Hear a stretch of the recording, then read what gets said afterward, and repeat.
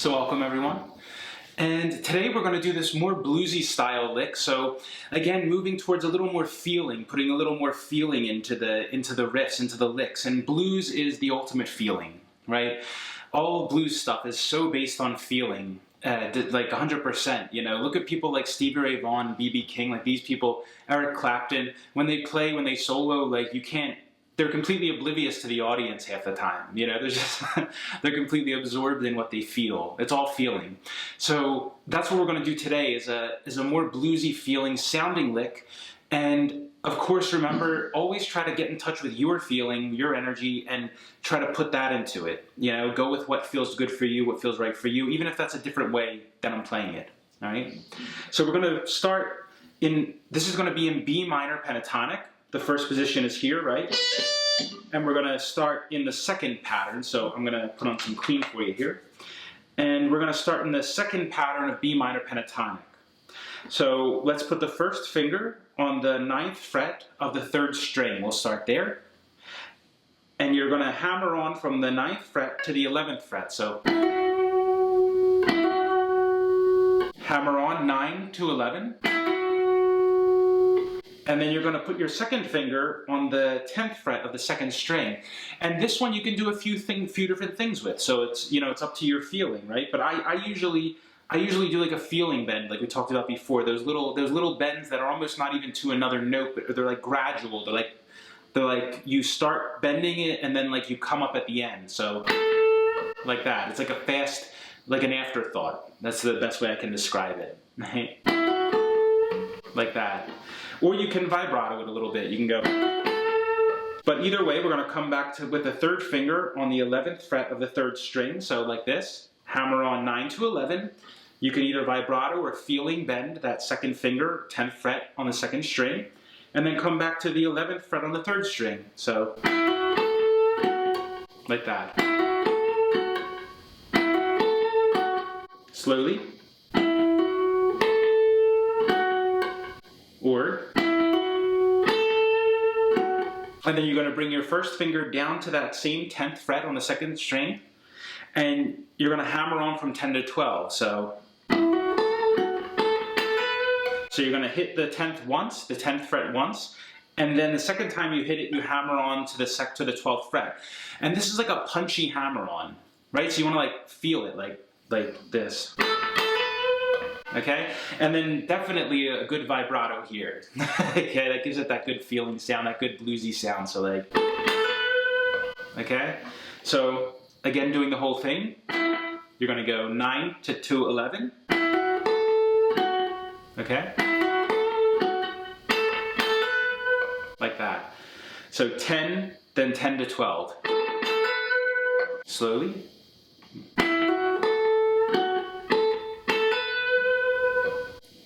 And regular speed.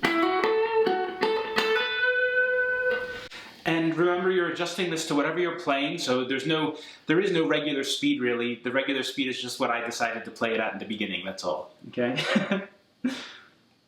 And then there's a little pause between that. So if you listen to a blues backing track and try to play on this, you'll hear there's a certain timing, right? So if you keep playing all the notes right in a row together, in other words, like just always like constantly playing like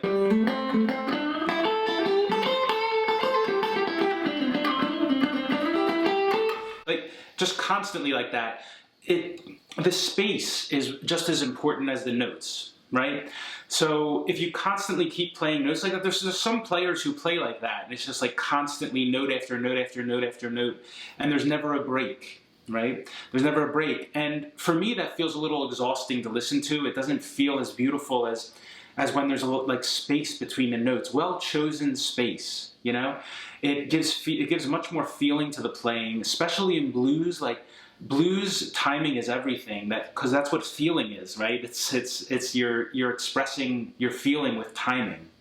Right? And you use the space between the notes to express that, because when you put space between the notes, it emphasizes the note that is to come. In other words, silence, right, makes whatever sound comes out of that silence next emphasized, okay? So when we do this part, we come up to the 12th fret to end, we go, and then there's like a little break, and then this bend like shoots out of the silence, right? It's like a strong bend you start with because you took a little break. Okay, so the bend is going to be on the 12th fret. You're going to put your third finger on the 12th fret on the first string, and you're going to slide up. You're going to be bending up to the 14th fret. So it's a whole step bend. It's a deep bend, and it's like it's done with some feeling, some energy, you know. So okay, so I'll play it for you so you can see what I'm talking about.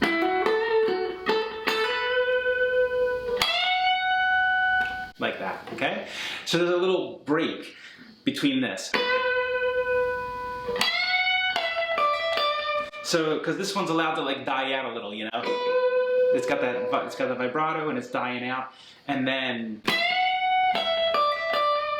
okay? So this is a lot in blues. You hear like Stevie Ray Vaughan is like a master of this, right? He feels what he plays. You could see it. It's so clear, and he has a lot of these like deep, sharp bends, like because you could feel them, and that's a really bluesy thing. It's beautiful. You'll know what I mean. Listen to some Stevie Ray Vaughan, and you know, listen to a lot of different players, but Stevie Ray Vaughan, you could really hear he has so much feeling in what he plays. So.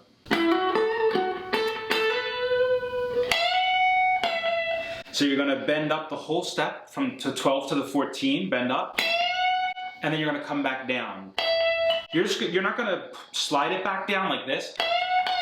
Not like that. You're going to go and come back down.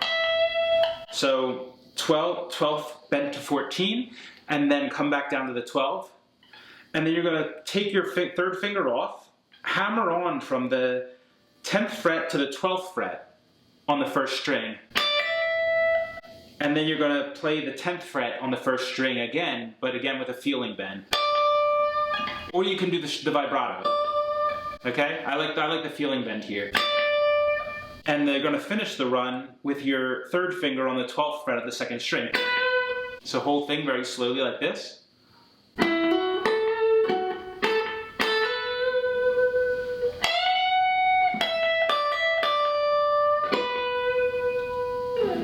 Like that.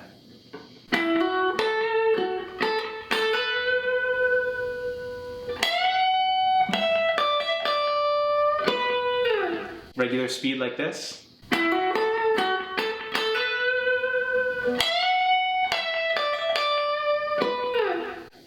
Or, hey, either way, either the vibrato or the bend, but.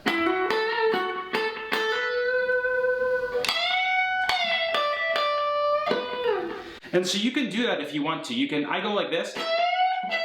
I bend up, come down, but you could do the down. You can go like this. So again, it's your feeling, right? I really encourage you to be original with it. Put your feeling into it. Don't worry about doing anything exactly what I'm doing, right? Because you do hear that a lot, right? In guitar, like exactly how did you do that, or exactly how did you do this? For technique-wise, to do something correctly, like in other words, if you're trying to do like a harmonic or something and you can't get the sound, you can't make it sound right, and it sounds muted and dull and isn't making any noise, that's one thing. But to try to make it sound exactly the way someone else is making it sound, also, don't worry about that so much. Of course, technique is important, but if you've got the technique, don't worry about exactly what someone is doing. Even when you're learning other people's solos, you know, you can learn them exact if you want to, but I encourage you to put your own feel on it, your own spin on the solo. That's it for today, guys, and I'll see you tomorrow for day 25. And until then, take care.